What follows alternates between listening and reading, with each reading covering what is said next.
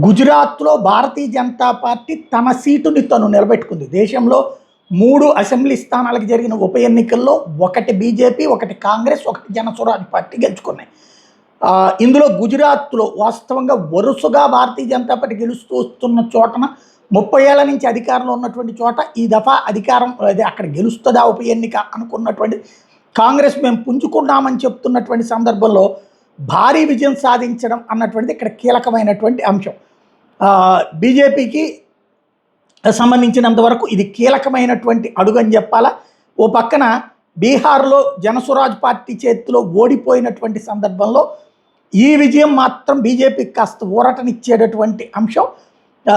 ఏదైతే యోగేష్ పటేల్ అనేటువంటి BJP MLA 2012 నుంచి మంజల్పూర్కి, అంతకుముందు రావుపురాకి ప్రాతినిధ్యం వహించారు. ఆయన senior BJP MLA Yogesh Patel. ఆయన చనిపోవడం వల్ల ఉప ఎన్నిక వచ్చింది. 36 ఏళ్ల రాజకీయ జీవితంలో వరుసగా 8 అసెంబ్లీ ఎన్నికల్లో గెలిచినటువంటి యోగేష్ కాకా అని పిలుస్తారు అక్కడ. యోగేష్ పటేల్ చనిపోవడంతో జరిగినటువంటి ఉప ఎన్నికల్లో బీజేపీనే విజయం సాధించింది. ఆయన 1990 నుంచి 2007 మధ్య 5 సార్లు రావుపురాకు ప్రాతినిధ్యం వహిస్తే, ఆ తర్వాత 2012, 17, 22 ఈ నియోజకవర్గాల పునర్విభజన వల్ల ఏర్పడినటువంటి మంజల్పూర్ స్థానం నుండి గెలుస్తూనే వచ్చారు. సతీష్ పటేల్ మంజల్పూర్ నివాసి కాకపోయినా కూడా ఆయన చానీ నివాసి.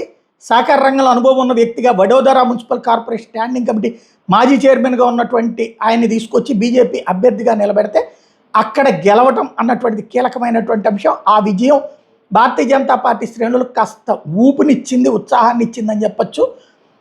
ఇంతకుముందు ఓ పక్కన జనస్వరాజ్ పార్టీ విజయం, బీహార్లో ఓటమి ఇక్కడ కాస్త ఊరట్నిచ్చింది అన్నటువంటి పాయింటే ఇక్కడ కీలకమైనటువంటి అంశం.